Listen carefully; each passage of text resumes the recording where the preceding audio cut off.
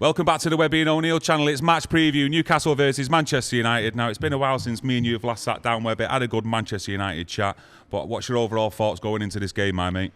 Difficult match. You know, you go up there when they were skint and, you know what I mean, it was always going to... I don't think we've won up there for years. We used to always get a good result up there for years. But, no, they're a top team now. They've got a good manager. He's spent well. People thought he was going to go out and break records. And he's got... A lot of those players were already there. He's made them better players, you know. That's how much I rate him as a coach, you know what I mean? When he was at Bournemouth, I thought he was doing a good job, was linked with bigger clubs, you know. I think Newcastle's the right match for him, so very difficult game ahead tomorrow, you know, so got to be on our toes. Yeah, I think we've only won one out of the last 5 against Newcastle, and that was in the League Cup final. But going on to midweek performance against Galatasaray, a lot of negativity around that with being in the lead. Then only drawing the game. But did you get any positives then going into this game, Webby? You're blowing your cheeks out. What were you telling me? They're not a good team, Galatasaray. Okay. We're not really, let's have it right, but it was a game we should have won. You know, we had the chances at 3-3. We had enough chances there to go on a couple of goals. We never took him. Obviously, people are going to go on about Antony, and rightly so. Thought 2 of the goals he should have had, you know, and you look at the record in Europe, someone said something like, we're the 4th or 5th most highest goal scorers in the Champions League, but we rank him with Celtic as the 30th team for conceding goals. And you concede all goals in Europe, you're going to get punished. You know, you've got to look at the Everton game. If there's anything about him, they could have been 3 or 4-1 up at half-time, but they never. You know, people going on about Garnacho's goal and overshadows the first half performance. You know, it was pretty poor, and they had a few good chances. So, you know, with Newcastle, obviously, we played them not so long ago here. And they absolutely ripped us apart, and we had a decent team out that night. You know, they played a lot of players who are playing now because of their injury situation. But you know what you're going to get up there, the crowd's going to be up for it. And if you're not on the boil, you know, it proved that last week when he played Chelsea. I know Chelsea were down to 10 men, but before that, speaking and watching some of the game, Newcastle battered him. Yeah. So we've got to be on the mark, mate, because if we don't, it's going to be another defeat up there. Yeah. But like you mentioned about Onana, a lot's been made of Onana. Kieron's been playing well. He's been playing well up to that. You know, you look at the Everton game, you know, games before that, the Luton game. The save here against Copenhagen. He's injured time. He's played well, but then there again, there's always in my mind that something's going to happen with him. You know, and other teams thinking that if you get a chance of a shot, hit it. You know, for me, he seems too top ever. Yeah. You know, for the goalkeeper. Too top ever. Yeah. But, you know, obviously Schmeichel didn't start off the greatest, you know, neither did De Gea. But it's going to be marked on the performances now because of who he's replaced, you know, and it's not like one mistake every other game. It seems to come in 2 or 3 games, you know, and you can't drop him, you know. I'm not saying nothing about the lad who we've got from Turkey we've not seen yet, but you've got to go with him because he could have a blind at tomorrow. Yeah. He could drop a couple in the net, but I think once he gets a settled defence in front of him, then he'll be a whole lot better, you know. Luke Shaw has come Martinez back now. getting back as well. Martinez getting back. I don't know. Maguire, you can't knock Maguire at the moment. He's not one of my favourites, but he deserves to be in the team. I think he's been nominated for Player of the Month, hasn't he? Doesn't surprise me, mate. He's played well, you know. There's something obviously up with Varane, with the manager. Something's gone down there. For him to be fit, he's on the bench, so he's got to be fit, Kieron, and he's not playing, you know. I think Lindelof... Do you think he deserves to start though, Varane, based on Maguire and Lindelof's performances recently? I think Lindelof's been average, mate. I think he gets bullied too easy. You know, I'm not saying that Varane's not, you know, for me, I've said to you on air and off air that some games Varane's look like a rabbit in headlights, you know. And for the European Cup, with 5 times when we won it, but then I say to people, well, he played next to Sergio Ramos. I'd look good next to Sergio Ramos, you know what I mean? Because he's a quality player. You know, as he's been found out, the Madrid sell players who are still very good. No, they don't.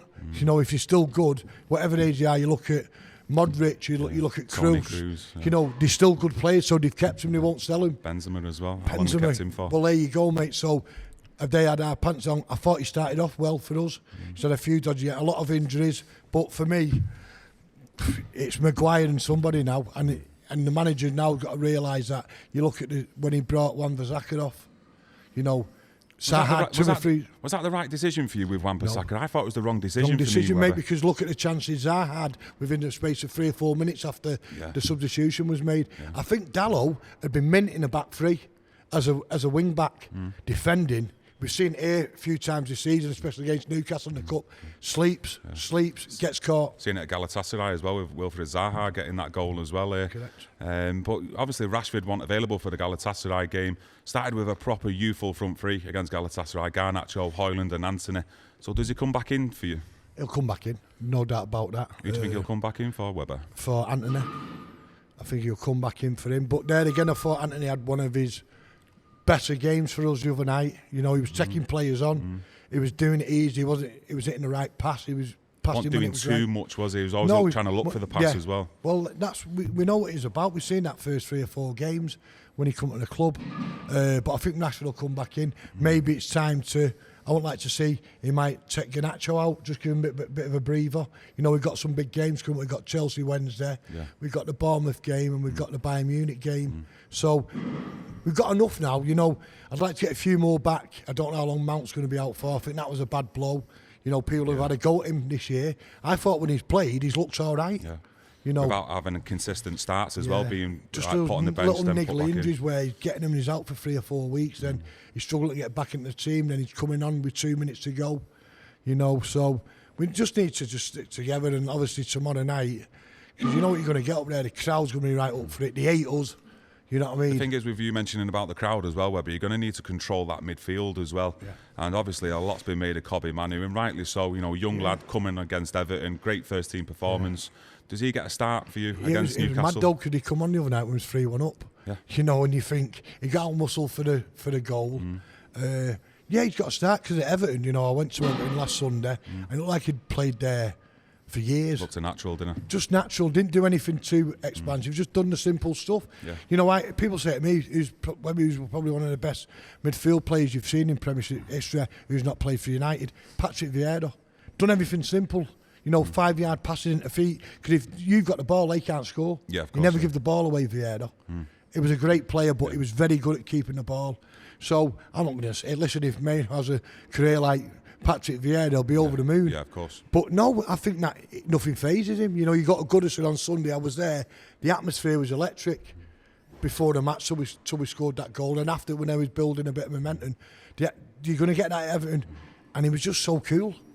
Calm, didn't panic. You know, he kicked the ball off the line. He just looked absolutely mint. Like he'd been there within around the squad for like 4 to 5 years, like a proper first team player. Yeah, not too far off the top either, Webby. What is it? Is it roughly 6 points off Arsenal, or is it 7 points? Yeah, so we're not too far off that top spot there. Are you actually surprised at that, considering the performances or some of them this season? Yeah, I noticed that. And so it's the first game we've won by more than 1 goal, innit? You know, but listen, I take 1-0 every week. Yeah, if it gets you 3 points, you know what I mean. You know, some of the games we played absolutely like duck eggs and we got beaten, rightly so. You look at a derby here, you look at other games, Brighton, Newcastle in the Cup.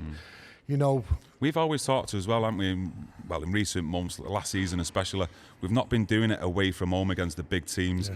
And this is Newcastle, who are going to be coming up there. They're a sleeping giant a little bit at the moment in terms of where they could be in a few years' time. So this is a test here and a massive one for these players to put a lot of these accusations like the bottlers away from home against the big teams.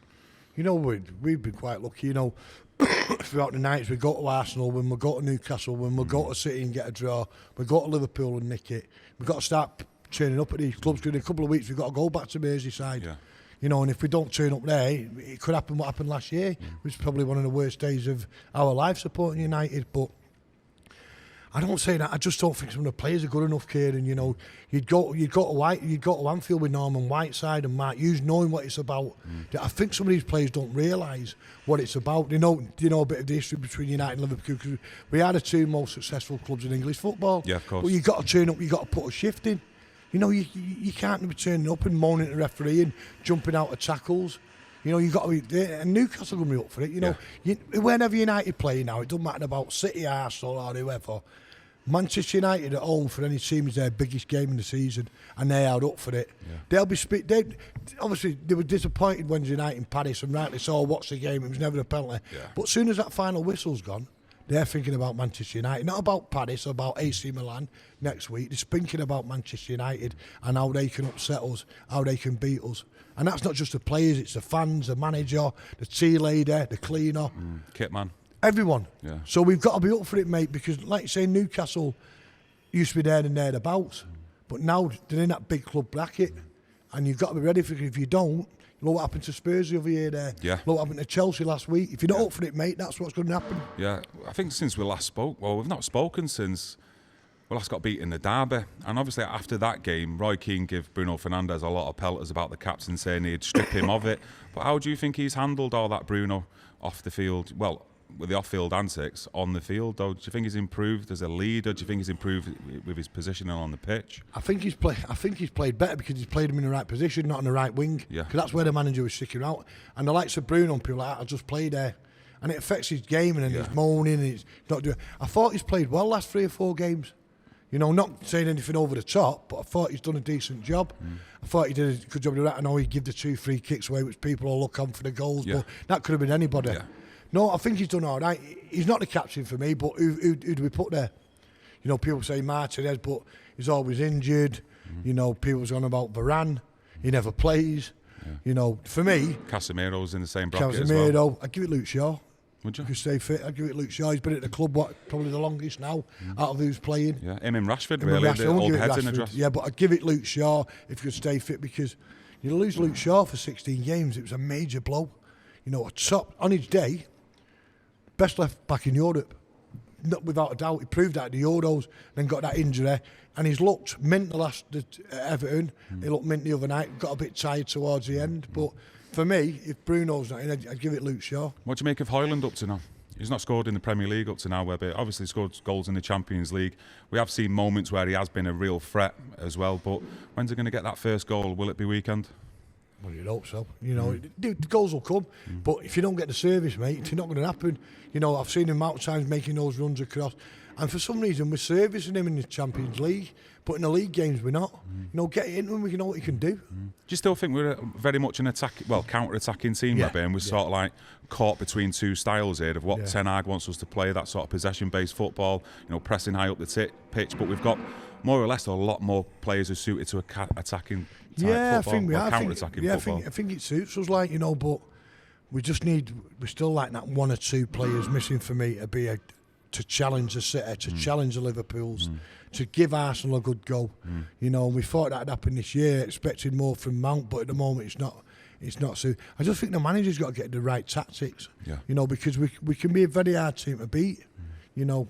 But, has he not got to get it right as well when we're going into Leeds, though, in games as well? Of course, Webby against the big teams. It's about game management. You know, under Fergie 3-1 at Galatasaray, the shop gets shut. We win that 4-1, or they might nick a goal in injury time, but we don't look under pressure.